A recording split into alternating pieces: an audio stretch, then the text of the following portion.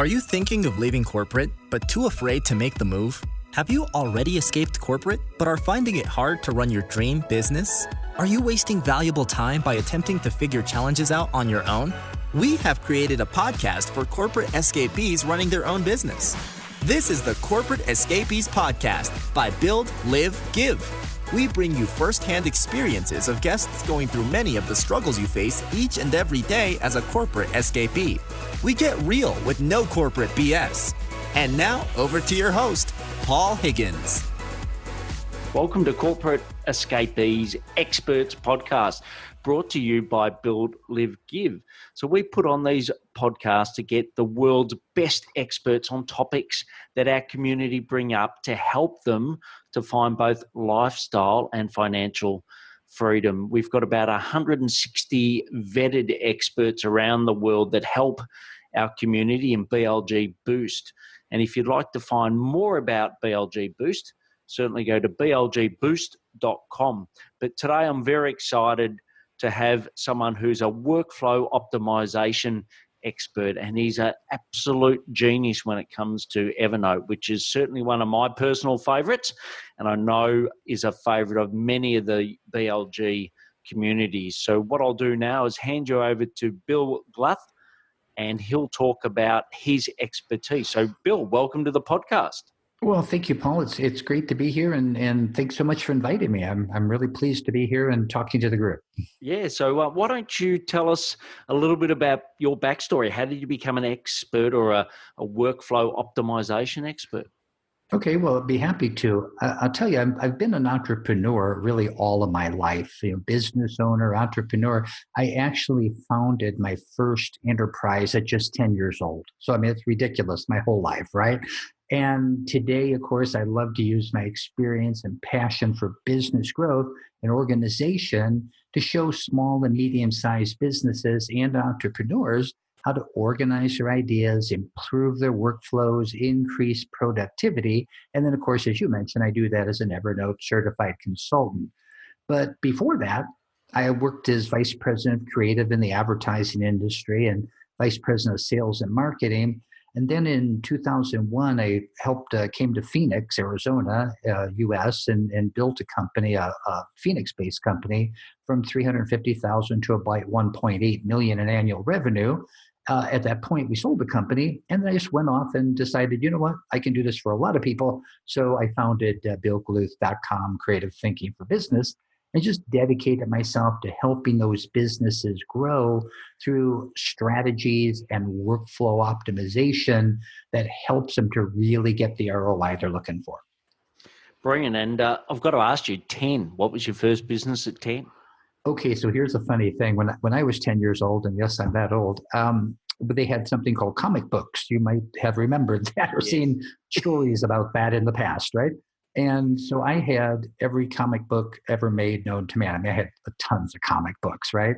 And so what I did is I set up a situation where people could rent comic books for a nickel for 2 days. And basically I rented these comic books out, and people would take them and read them and bring them back, and then I just rent them again. So that was the business at 10 years old. Excellent. And have you still got some of those? No, unfortunately I do not, because from renting them, they really became kind of beat up, as you might say. So none of them would really be worth much nowadays. I'm afraid probably worth thousands if I didn't ever rent them out, right? Yeah, true. And as far as, working with entrepreneurs, I know that most entrepreneurs these days are normally fairly time challenged. There's always more to do with the 24 hours we get given. What are some of the key challenges you see when it comes to people looking to improve their workflows? Well, I'll tell you, a big one, a really big one, is the information they need to access is scattered everywhere, and it's gotten worse now than it's ever been. Because think about this for a minute. We have local hard drives. We have cloud drives. We have our phone. We have email. We have information everywhere but at our fingertips, right? And so not only does it cause people to really not be able to optimize workflow, not really be able to work effectively, it even causes people to lose sleep and revenue at the same time. So, it all kind of fits together. They don't sleep well. What about this? What about that? I'm thinking about this at 2 o'clock a.m. in the morning. Uh, Really a tough piece. So I'd say the number one thing is that information being scattered everywhere is something that a lot of people, really struggle with. Yeah. Have you ever come across a company, Stephen Covey? Oh, yeah, sure. Yeah, You yeah, bet. yeah. So I thought you might, but I launched a program for them in Asia called Five Choices, and Yeah. it was about neuroscience and how that technology can be, both good and bad, given the amount. And one of the things was, sort of fractured attention and losing focus. And it was interesting. I did a post the other day about chat. So just how many chat platforms do you use to communicate? And most people was like, 8 or 9. It was like, I use this one for that for that. And it was like, they're constantly jumping across platforms to communicate. Have you seen a proliferation in technology making it more complicated for people to communicate? Well, absolutely. Well, I'll tell you just from my own experience, pretty much every client I work with, darn near everyone, uses a unique platform. So some people use Skype and some people use Zoom and some people use things you've never heard of before. Some do it just through telephone conferencing, all kinds of different platforms. So just keeping track of the login and where those platforms are and who's using what, that by itself can be overwhelming as far as an information overload issue. Yeah, and what's some best practice you've seen in that area? Like if you're a entrepreneur, you've got a team of freelancers around the world, what's best? Do you work to the platform that they're used to? Do you try to get everyone on your platform? What's your opinion on that? Well, I'll tell you, it's challenging to get people to change. We know that. But it's also challenging for an individual business owner to learn, a dozen platforms. Let's face it, that's a challenging thing to do. Um, Usually, people can agree upon a platform that would work for them. And so while they may use and prefer one platform over another, sometimes you can just say, okay, I use Zoom, for example, and this is the platform I use. Okay, I'm familiar enough with Zoom, I can do that. So that tends to be one issue if you're not working with people on a real regular basis. Now, if you're working with people on a real regular basis, then it becomes an issue where you can bring them into something like Evernote and put notes that you share with people in Evernote and then kind of communicate back and forth. You can communicate with documents, you can communicate with notes, instructions, to-do sheets, project management sheets, all kinds of different ways. So if you're working with a freelancer, let's say, working with somebody on a real consistent basis, this is somebody who's part of your team, you use them quite a bit, then it makes sense to implement your own strategy, your own platform, and keep a hub, if you will, of where to put information, where people can connect. And Evernote, for example, does that really well because you have the capability to do work chats. You have a chat feature, the sharing the documents, keeping things on things like Dropbox or Google Drive as an example. There's a lot of flexibility there to tailor it to create a situation that'll work for the individual company and their freelancers if they're using a lot of people all the time, same people. Great. And, you've mentioned Evernote. Why did you start your, I suppose, fascination and expertise with Evernote? Why Evernote over other platforms? Well, it's an interesting story, really. I started with, I wrote a book in 2003 about time management called 90-Minute Time Manager. And in that book, I laid out a grid that I made actually in Excel. So this was a while back now. And the grid worked pretty well for people that used it, but just wasn't flexible enough. So I just started looking at flexible things. And because I had background in advertising, I knew people who used Evernote. And so long about 2010-ish or so, I found Evernote, loaded it up for myself, and just really saw how it worked within the structure of deciding when things are going to get done. So we don't set goals, we make decisions as far as when we're going to do something. And it goes well with calendars and things like that as well. So it really integrates together. So I found it, about 8 years ago, 7, 8 years ago now, and just never really turned back because it allowed me the flexibility to create my organizational system in the way I wanted to create it. And then from there, I went on to become an Evernote Certified Consultant, and the rest is history, if they say, right? Yeah, yes. And for those, I think most people know Evernote. I think Tim Ferriss was famous, I think, in the 4-hour work week, where he mentioned Evernote, and I'm sure that it boosted its popularity after that book. A lot of entrepreneurs have read that book, and I myself loved it. But just for those people that haven't come across it, what are some of the, if you had to explain Evernote to somebody other than what you've just mentioned, how would you describe it? How would I, Evernote is so darn flexible. There's an issue in that it's so darn flexible that it really can be everything to anybody as far as how you want to create it. But as an overview, I look at it like you can feel organized without the effort. So it's going to help you to capture and prioritize your ideas, your projects, your to-do lists, so that nothing falls through the cracks. You can kind of remember everything and make your brain searchable when you use Evernote effectively. Great. And I believe there's sort of 3 plans. I think there's a free, a premium, and a business. What's the difference between each of those? Why would I want to go with one over the other? Well, basically, it depends on who you are and how much you want to use it. If all you want to do is take great notes, then Evernote Basic, which is a free plan, works well. Does have some limitations as far as working with your cell phone, working with multiple devices. But beyond that, just to work with, take great notes, keep them organized, that kind of a thing. It does a good job with that and does provide features that would help people do it. Now, the premium level kind of steps it up a notch and helps you to really organize everything. So at premium level, we're really getting into the organization piece of it, where we're taking great notes, we're capturing our inspirations as they come to us, we're organizing via notebooks and tags, ways to keyword things, we're sharing our notes with others. So it's a real full-featured, premium is a real full-featured plan that really gives people a lot of flexibility to be organized.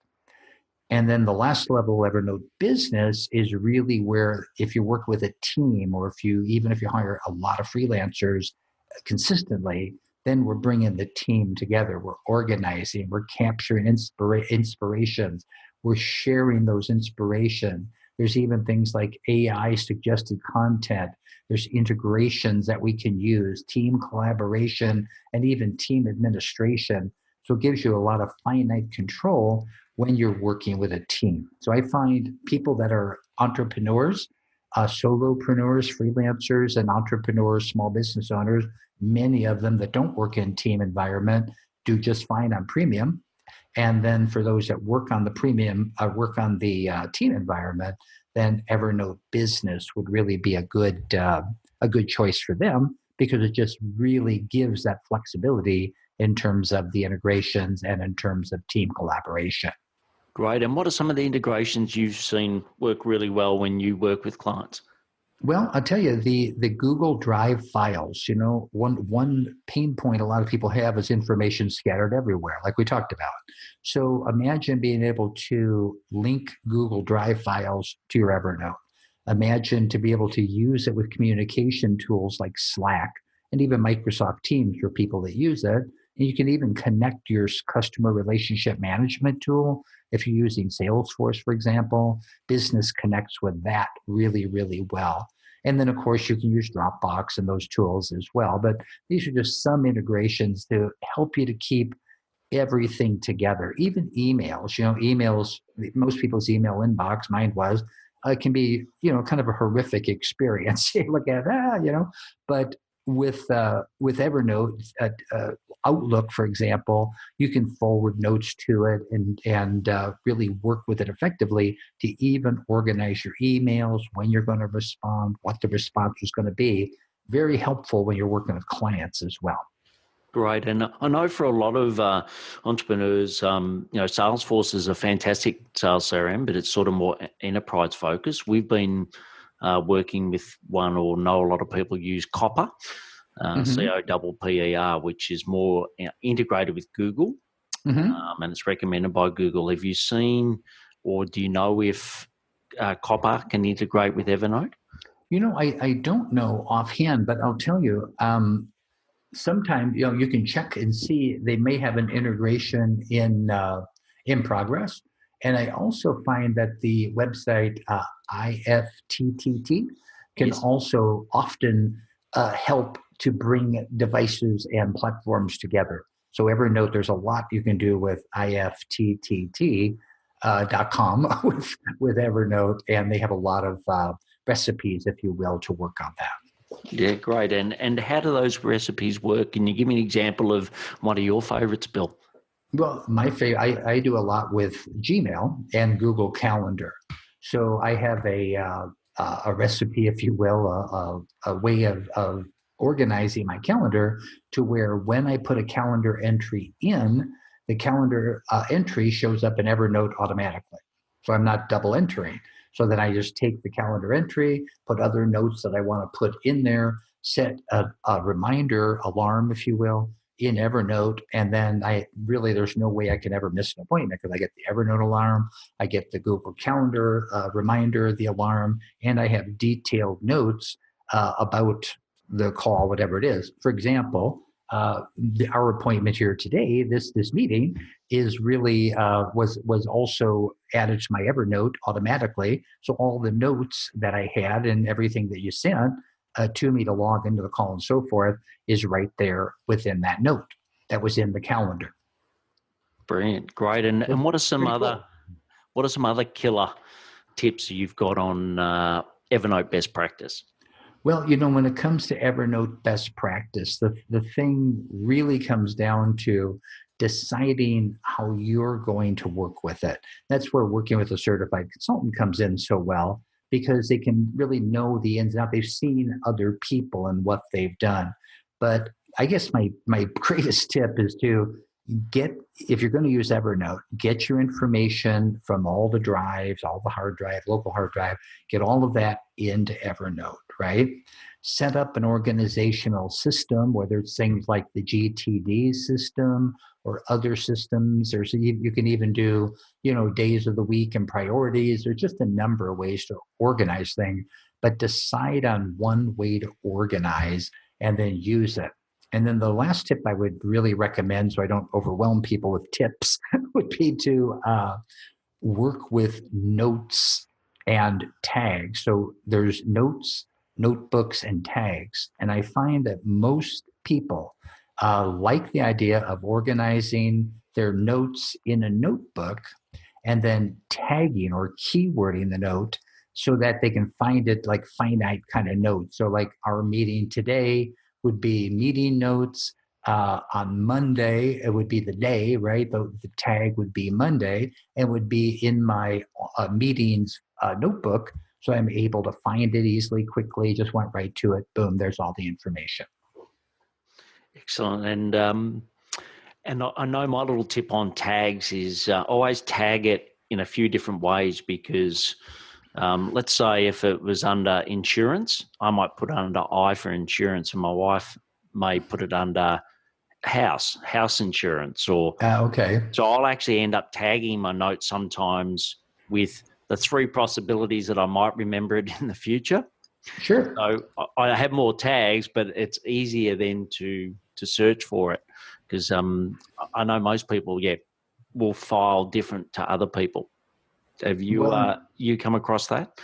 Yeah, everybody thinks differently, so that's the good news. And everybody thinks differently is also the bad news. Okay, when it comes to tagging, right? So the thing about it is that if you're using Evernote And if you go to your tags area, there's a place in Evernote where you can see all your tags. And if you view through your tags and you see that there's tags with like one or two entries, right? That means that you're probably not using that tag very much and you'd probably want to change it to something different. So, like in the example of insurance that you just gave, for example, you could have insurance as a tag, and then you could have home insurance as a separate tag for home, auto insurance, or home INS, auto INS, to tag it, more finite, to get more granular in terms of how you can do your searches. Or if you just wanted everything in insurance, great, use insurance. And if you did it that way, you'd be able to find things quicker, but you wouldn't have a lot of information tags with one entry. So that's where notebooks work well. You can put the bulk of the information in the notebook. Car auto insurance, that would be a notebook, for example. It could be and then you can get more granular with your tag and not have just search for tags. In other words, looking for the notebook is quicker than looking for tags. But tags can really help you get granular with it. So, or you could have one notebook called insurance, and then inside all the insurances, home, life, auto, whatever you may have, Great. And shortcuts, Bill. What's your recommendation on using shortcuts, particularly on your mobile phone? Well, when it comes to the shortcuts, having if you're in Evernote, if you're an Evernote user, having things saved to your shortcut menu really works well. Having one place where all of your information goes as it comes out of your brain. So it starts with, like, say, an inbox. Like I have my main default folder is called inbox. So that's where anytime I have a random thought, I want to remember something, I do a clip from the web that I want to go back to that website and see that later.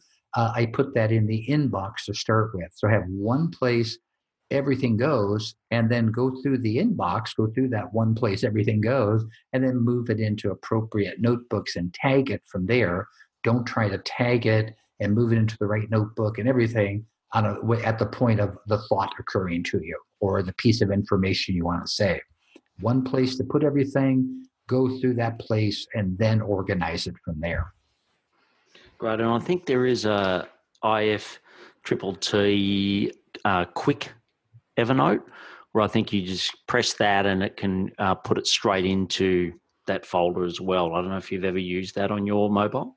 I really haven't, because just having that notebook called Inbox, you couldn't call it anything. I used to call it Brain Dump, and I changed it to Inbox. It was more meaningful. But, having that, I don't really need that, because when I save something, boom, it goes right into Inbox. That's my default notebook, say. Great. But Excellent. you can certainly do it with an applet for sure.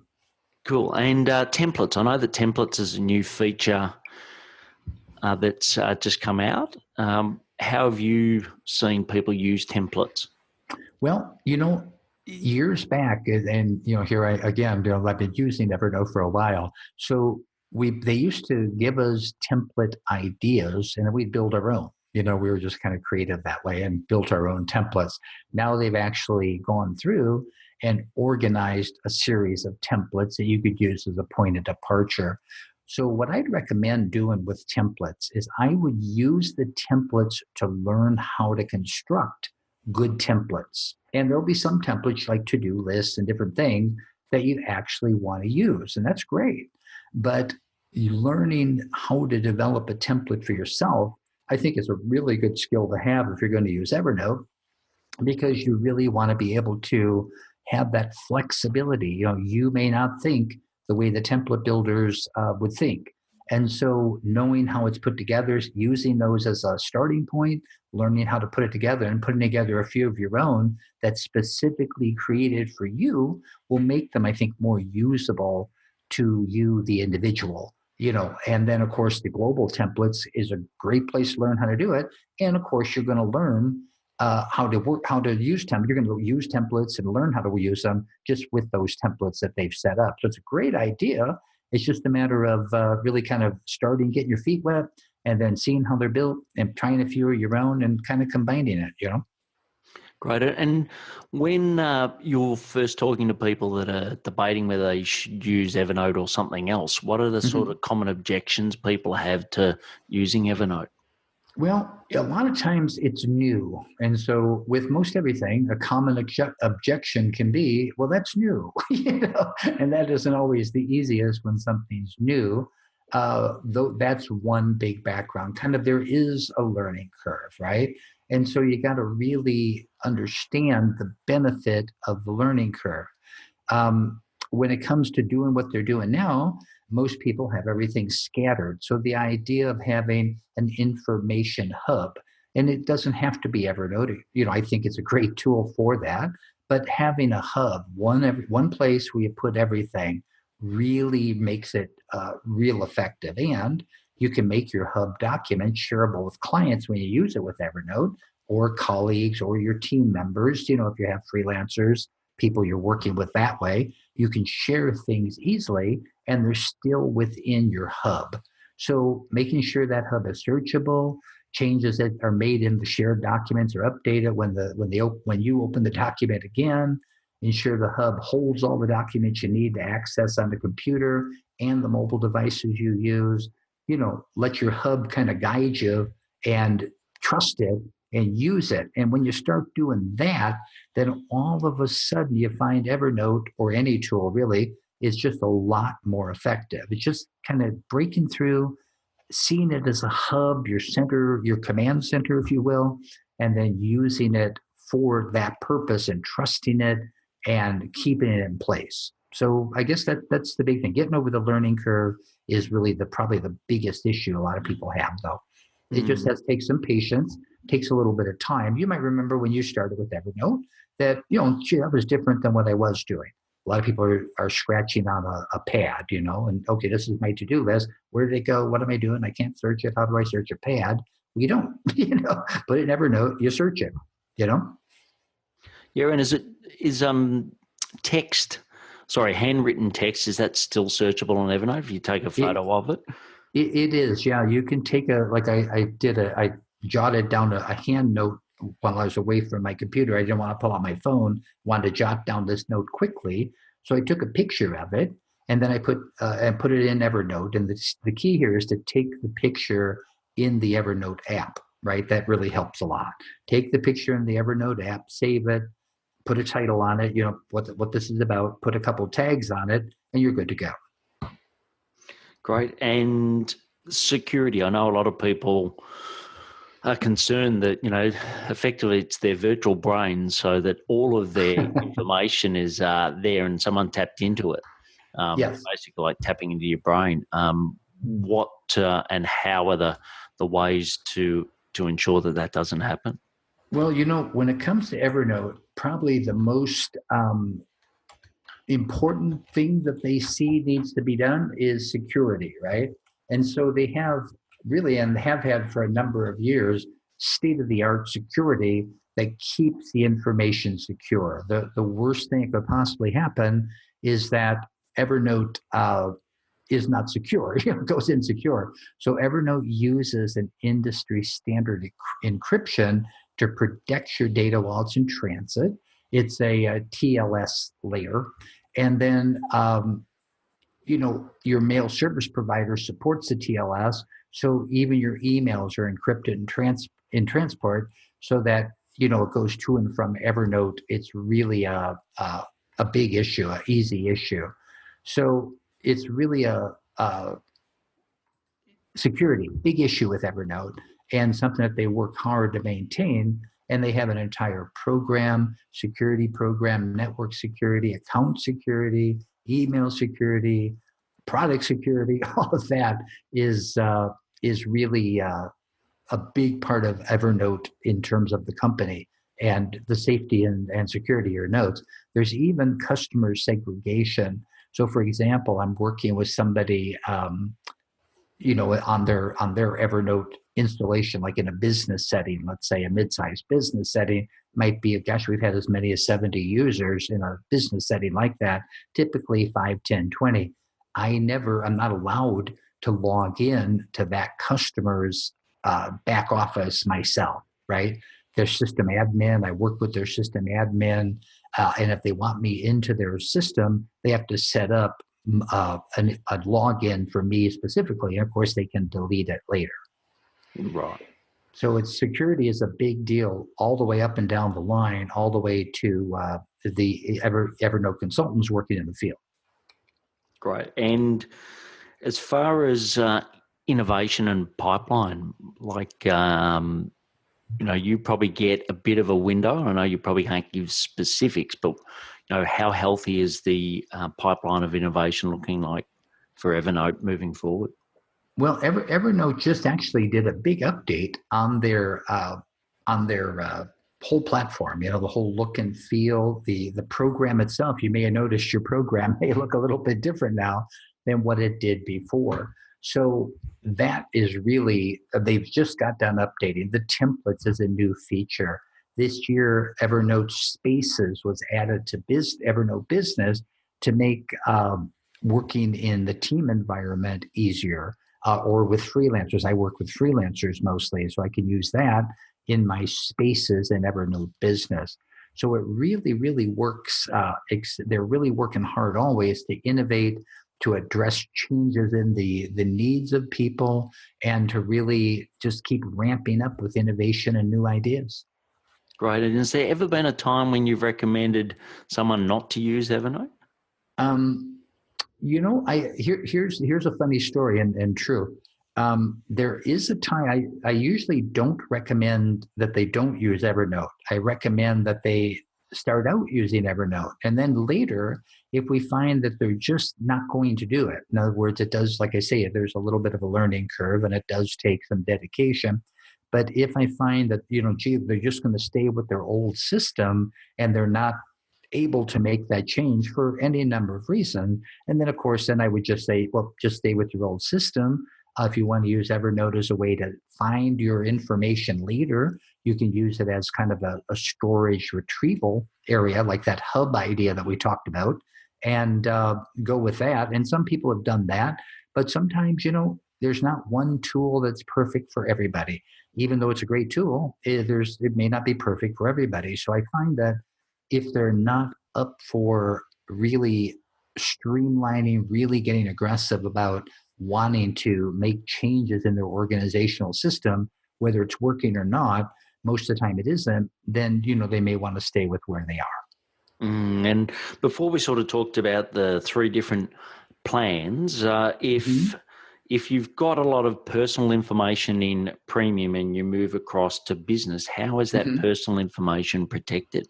Oh, well, basically, if you have a business account and your personal information is in there, your personal information stays with you, the person, and then your business account is separate from that. So in Evernote Business, it's actually literally the screen is split in 2. There's a personal side and there's a business side. So the personal side is yours, as it always has been, and is not shared with the business.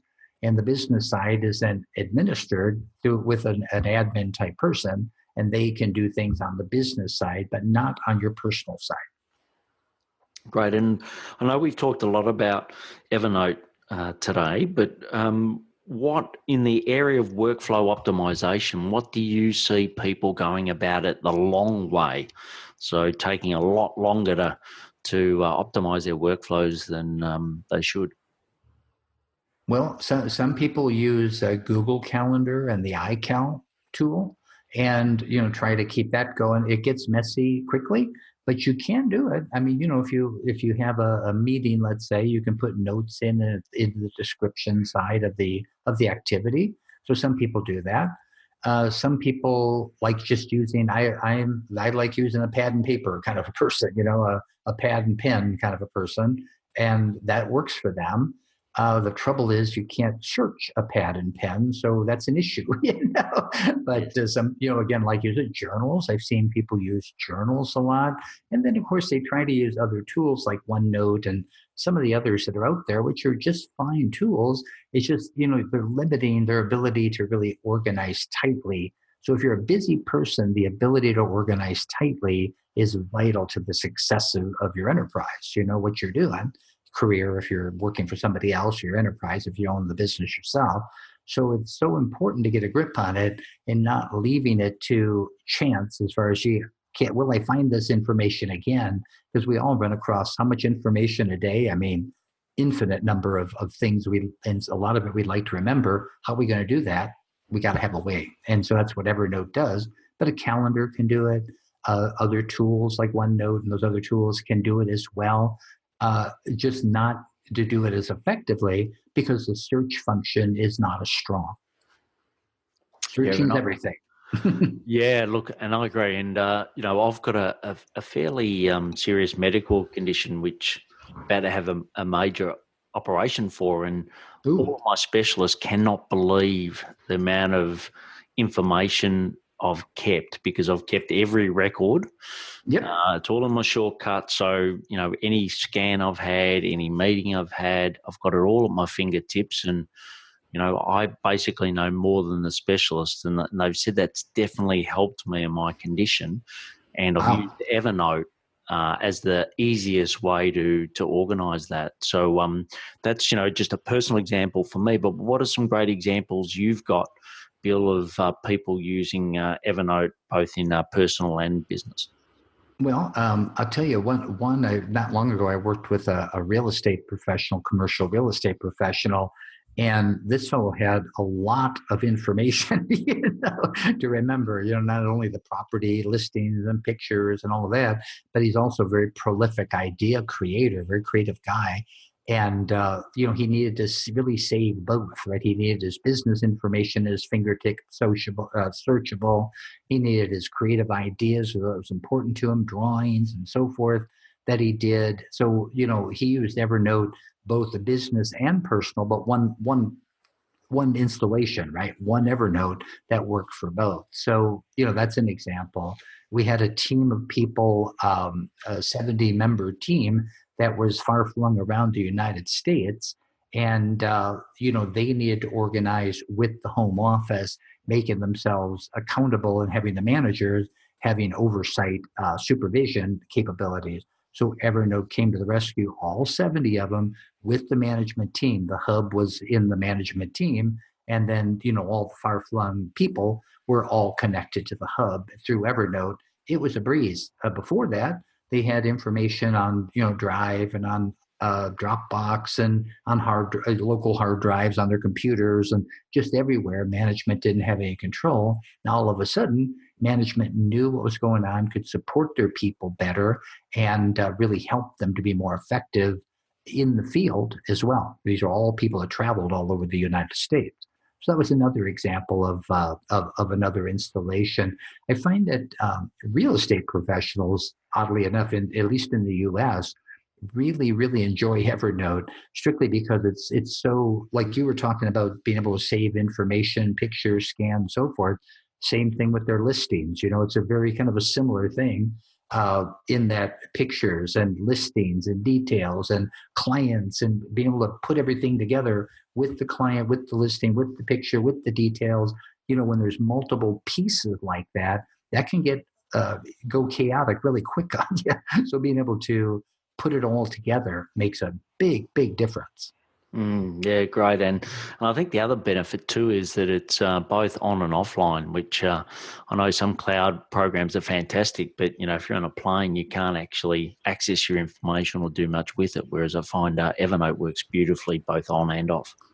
On and off in every device you own, wherever you are, there goes your information. Even if I'm at a restaurant eating and I have an idea or I see something that inspires me, I'll take a picture or record an audio clip or just write down a quick little note to be able to look into something later, clip something off the internet, even on my phone. So I found that to be invaluable for me. Yeah, great. And for you, Bill, what's next for your business?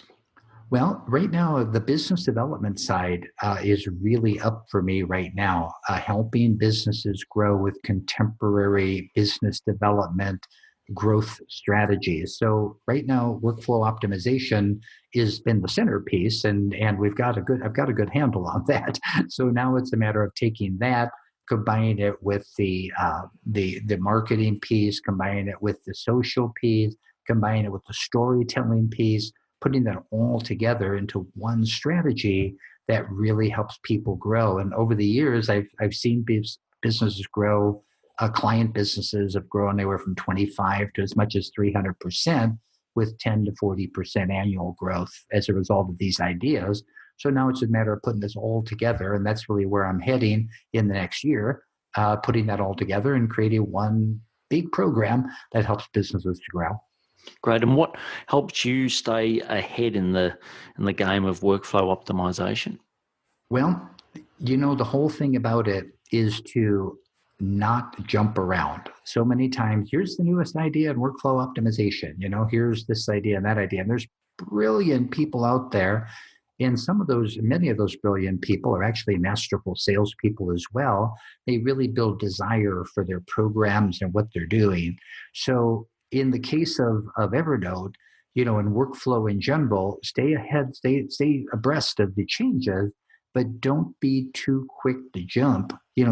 Do what you're doing, keep your system intact, and then slowly integrate new ideas as they come out, as you'd see them. New ideas are always being discovered. AI is already making a huge impact, but using a tool like Evernote keeps you on the cusp of what's going on with those things because they update the program for you and not jumping around. I think that's the method of the future, is to stay consistent, because it's so easy to move around. And when we do, we often lose our way. Excellent. Well, I'll wrap it up there, Bill, but I could talk to you for hours. I absolutely love Evernote, and I didn't even know there was experts like you in the world. So I was so excited when I finally found your profile and we could have you on, because a lot of our community listening right now are Evernote either novices or experts. There's a really good cross-section, and I think, finding you and some of the great wisdom you've given today will certainly help them. And if you want to find this podcast, you can go to buildlivegive.com/podcast and just type in Bill's name. You'll see Bill there. We'll also share it as well. And what we'll do is also put links to all the great resources that Bill's mentioned. We'll put those in the show notes. And you can find out more about Bill at Bill Gluth, so GLUTH.com. And Bill, thanks for coming on the show today. Oh, my pleasure, Paula. It's really great to be here. It was really fun. And also, it's always fun to be with fans. So I find a lot of people know about Evernote. We have a huge fan base, millions of users around the world. So I was really pleased to hear that you and your listeners are some of those fans. It's great to be here. Yeah, excellent. And if you've got any questions as you're listening to this right now, just send me an email, paul@buildlivegive.com. I'd love to hear your questions, and I can certainly pass some of those questions on to Bill as well. Being a global expert on Evernote, it would be great to get his answers to your questions. And if you know other corporate escapees that are trying to find both lifestyle and financial freedom, please share this with them. And if you know any other people that love Evernote, please share this podcast with them. Once again, thanks for coming on, Bill. Thank you, Paul. It was great to be here, and I really appreciate you having me as a guest. Thank you so much. Cheers. Bye. Thank you for listening to the Corporate Escapees podcast, brought to you by the team at Build, Live, Give. If you found this podcast helpful, please share it with other corporate escapees. If you would like to join a community of like-minded peers, please visit www.buildlivegive.com. Until next time, thanks for listening and be brave.